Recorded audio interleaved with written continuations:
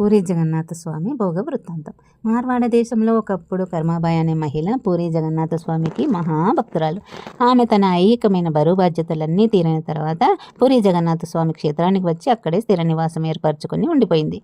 నిత్యం స్వామివారి సేవలో నిమగ్నమైపోయేది.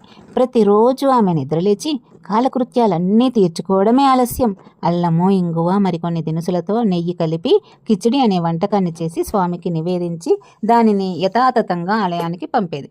అక్కడ కూడా నివేదన అయ్యాక అర్చకులు ఇచ్చిన ఆ ప్రసాదాన్ని ఇంటికి తెచ్చుకొని తినేది.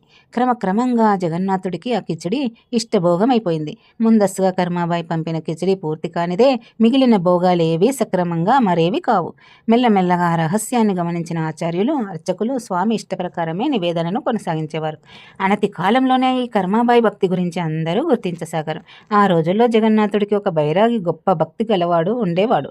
ఆ బైరాగి పిలిచిన వెంటనే స్వామి పలుకుతాడు అని ప్రతీతి. అటువంటి భక్తుడైన ఆ బైరాగి కర్మాబాయి గురించి విని ఆమెను కలవాలని తన పూరి యాత్ర సందర్భంగా అనుకున్నాడు. ఆమెను దర్శించడానికి వెళ్ళాడు. ఆమె కిచిడి చేసే పద్ధతి ఆ బైరాగికి నచ్చలేదు. ఒక మడి ఆచారం ఏమీ లేకుండా వండేస్తున్న పద్ధతి నచ్చలేదు. ఆ ఇంట్లోనే వండి అక్కడే స్వామికి నివేదన చేసి అదే పదార్థాన్ని జగన్నాథ స్వామి ఆలయానికి పంపడం అతనికి నచ్చలేదు. ఆ బైరాగి కర్మాబాయికి ఆచార వ్యవహారాలు బోధించాడు. ఇంట్లో నివేదించిన పదార్థాన్ని అలా గుడికి పంపొద్దు అని చెప్పాడు. మడి కట్టుకొని వంట చేయాలని చెప్పాడు. అమాయకురాలైన కర్మాబాయి అవన్నీ విని కలవరపడింది. తాను ఇన్నాళ్ళు తప్పు చేశాను అని అనుకుంది. ఆ బైరాగి చెప్పినట్టే పాటిస్తాను అని అనుకుంది. మర్నాడు నిద్రలేచి కాలకృత్యాలు తీర్చుకొని శుచిగా స్నానం చేసి కొంచెం కిచిడి చేసి ఇంట్లో స్వామికి నివేదన చేసింది.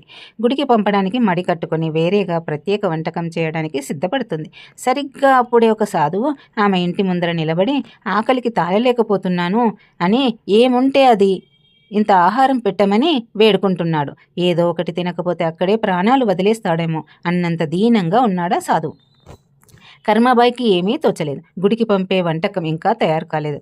అది గుడికి పంపే అర్చకులు నివేదన చేసి తనకు ప్రసాదంగా పంపితే తప్ప తన ఇంట్లో వంట కూడా చేసుకునే అలవాటున్న ఆ తల్లికి ఏమీ తోచలేదు. ఆలోచిస్తే ఒకటి తట్టింది. తాను ఇంట్లో చేసిన కిచిడి ఇంట్లో స్వామికి నివేదన చేసి అలాగే ఉంచింది. అది ఎలాగూ గుడికి పంపొద్దు. తాను గుడికి నివేదన పంపి అర్చకులు నివేదన చేసిన తర్వాత వచ్చే ప్రసాదం తప్ప ఏమీ ఇప్పుడు తినదు.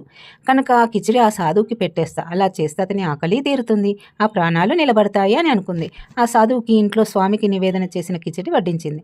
అతను ఎంతో ఆత్రంగా ఆప్యాయంగా కిచిడి తిని ఆమెకు కృతజ్ఞతలు చెప్పి ఆశీర్వదించి వెళ్ళిపోయాడు. ఆ తర్వాత మడిగట్టుకుని గబగబా జగన్నాథ స్వామి ఆలయంలో ఇవ్వాల్సిన వంటను చేసి తానే తీసుకుని ఆలయానికి వెళ్ళింది.